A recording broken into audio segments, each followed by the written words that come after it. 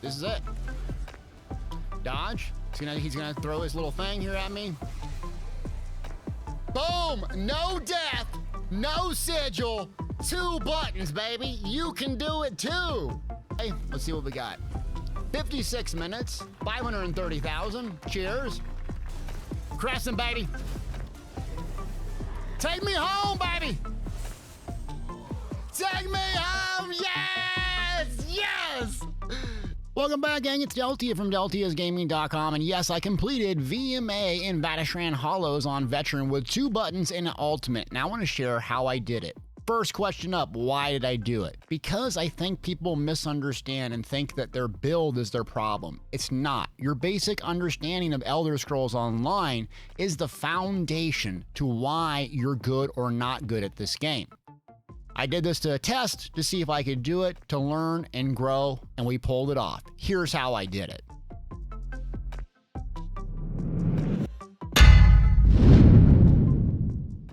So we're here in game, and I'm going to give you a couple different loadouts. One that I beat for VMA, which was quite quick, a lot of damage, and then one that I beat for the very last boss in Vateshran because I had to switch things up. So I'm using a Magic Templar. Why am I using a Magic Templar? Well, let's go over the skills first.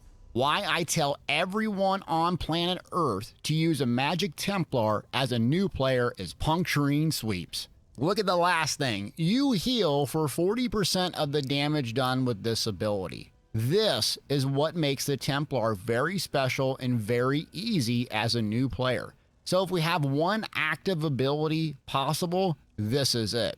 If you're not a Magic Templar, a couple other classes have different options as well. Another thing for Stam users, don't undervalue this very first ability, Flurry, and the Morph Bloodthirst will heal you, especially in the next update, the next DLC. This will be very, very nice. So you can technically have something very similar on every other Magic build or Stam builds. So we're going to have a main spamable. It heals us like a truck. It does AoE. The trick to using Templar sweeps is not what you think. Most Templars mindlessly sweeps. If you're doing these crazy kind of fights, your goal is to try to hit as many mobs as possible. Simple example, this Munda Stone, I can sweeps it right here, jabs, but I'm hitting 1. If I angle my character, I can hit 2. If I do another angle, I might hit 3. The more mobs you hit, the more you heal. Sounds very simple, but if you play for years and years and years, the trick with being really good with this is knowing the area that it hits, 8 by 6 meters. So the animation is a bit deceptive on actually how big and wide the radius is. Puncturing sweeps is your 1 button. The other advantage of puncturing sweeps for new players is a 1-second channel. That gives you time to think. So when you're clicking the active ability, you're going to have a second of channel, global cooldown, and then you go into the next thing. So as long as I'm on top of enemies, I can just basically heal to full using this. So our second ability, we have to have a shield. So that way when we're moving around or we need to react and do something and protect ourselves, we put this on first and then do a puncturing sweeps. If you watch the footage from me playing, a link in the description below for the entire past broadcast, but I'm constantly using a shield, using a sweeps, using a shield, using a sweeps. This thing here will get you through insane amount of content. Just taking a deep breath, hitting harness magic, and then thinking about what you have to do next. It has a high magic cost, a short duration, but we don't really care about that because all we need is something to go over our health bar before we can do another puncturing sweeps and lift it back up. You have some ultimate choices as well. So Shooting Star for VMA is really nice because 190 ultimate cost, 28 meter range, nice little AoE. But some of the times in VMA, the bosses are standing still. So I can put this on at a very low cost and just absolutely nuke them. Another option that you're going to run is Elemental Rage. I'm running a Lightning Staff on this. The reason Lightning Staff is so nice for me is because it's a channel. So Fire Staff is going to definitely produce more damage, but the Lightning Staff, I can rip off a fully charged heavy and get resources back while doing AoE damage as well, especially at range. So yes, N-tier players are going to want to have a Fire Staff. Beginners, don't be afraid to pick up a Lightning Staff. What I had to change out for Vateshran is Crescent Sweep. If you don't know Vateshran Hollows, I have some separate guides and clears on that. What the problem is with that is you'll have a damage component where you'll go in a portal. If you kill the mob that's in the portal, it makes life so much easier. So you need a low-cost ultimate because you come out, you're going to have to do a tether phase, and you need another ultimate to burst it down.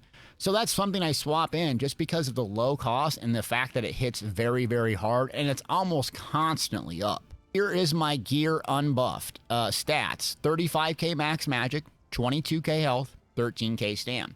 So what do I use for VMA to get that fast score? I use False Gods. So this is going to basically give you infinite sustain pretty much while you're killing a bunch of mobs.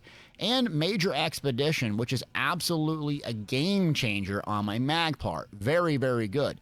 You'll notice it's not perfected. Do not limit yourself by not having the best in slot gear. It's really not that important. Just having the effect alone is very, very good.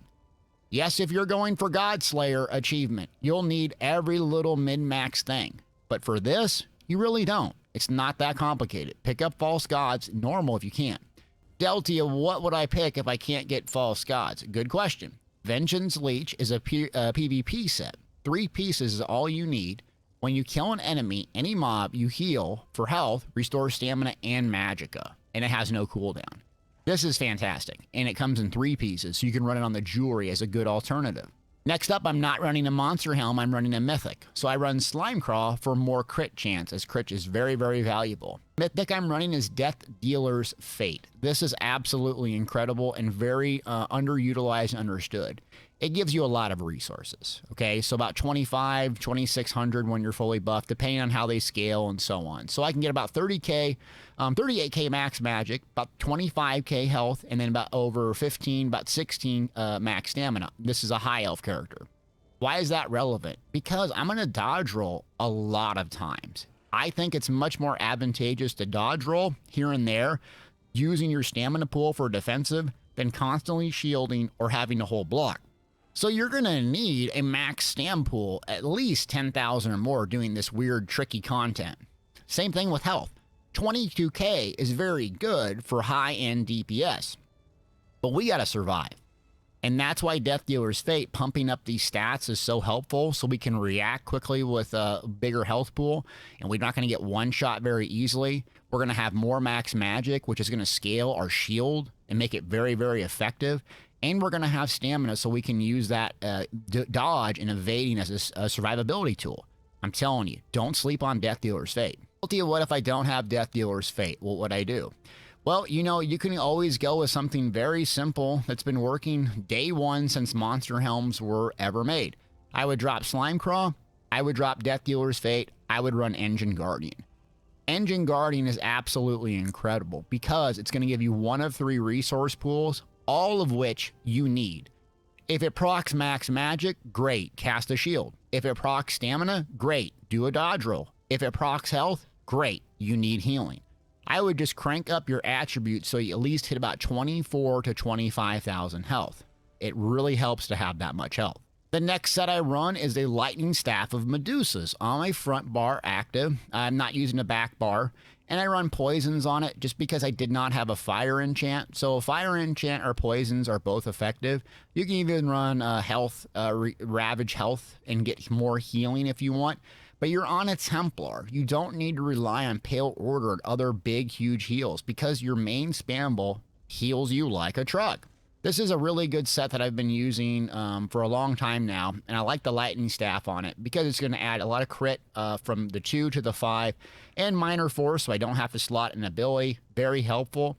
Endgame PvE, what do I run? I just run Fire Staff of Medusa, and then I run Mother's Sorrows instead of False Gods with a Death Dealer's Fate or Harpooner's Waiting kilt. So the very last boss, Vateshran Hollows, we had to make some changes. And what we did was we swapped out Death Dealer's Fate for Zons and running a 2-piece Monster Helm.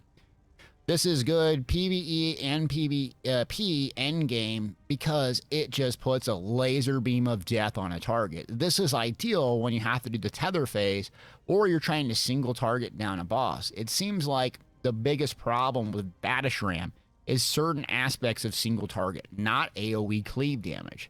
This would help us get down those trouble mobs so we could progress further. Specifically the last boss, the tether face, the big dragon looking dude. Very, very helpful.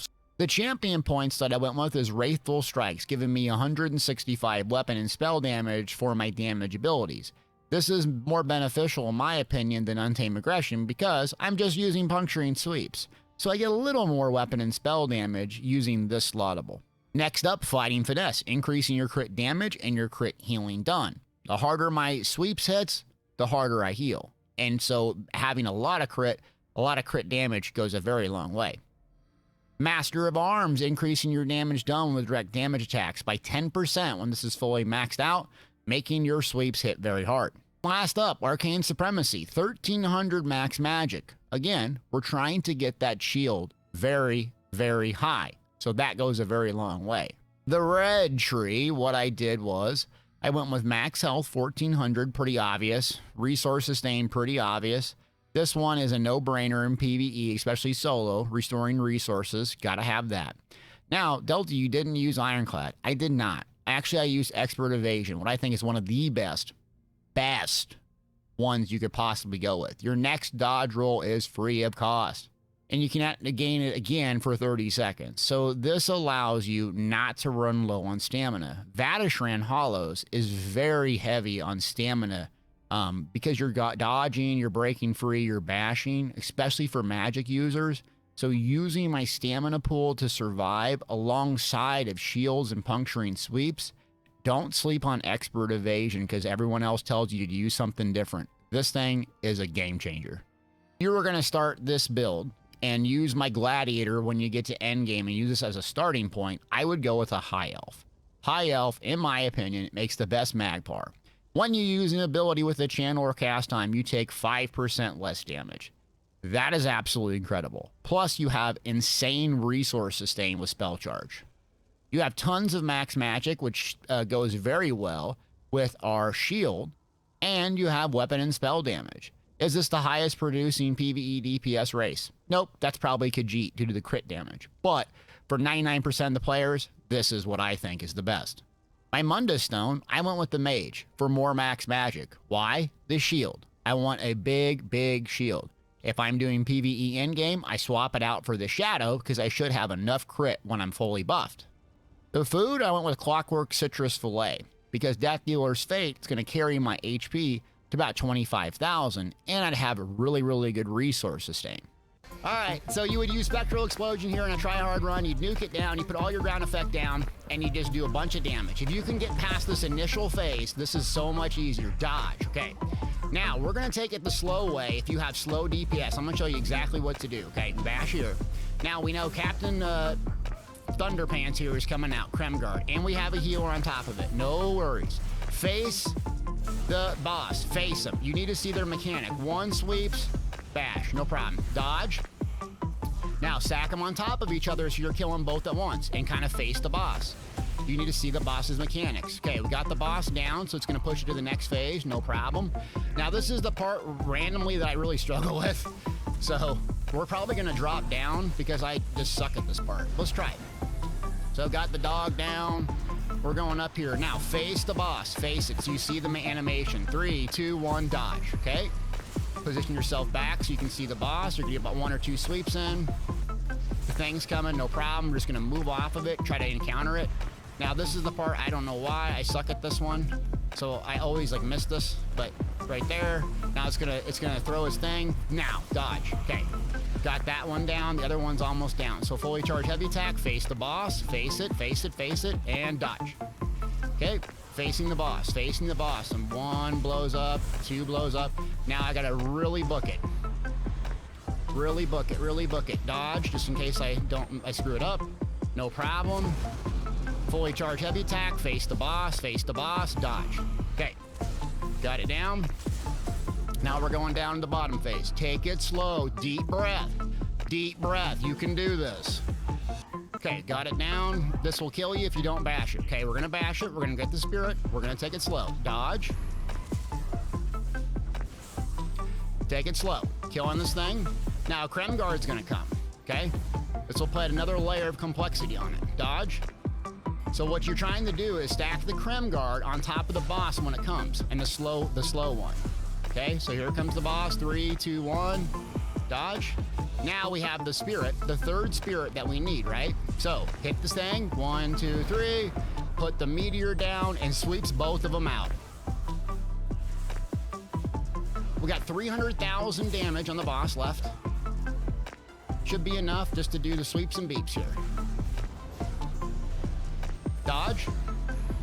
Let's play it safe. Just kill this guy. No problem. We're not in a rush. Not panicking. Kill him. All the boss is going to do is that channel attack, so you need to be on top of him. This is it.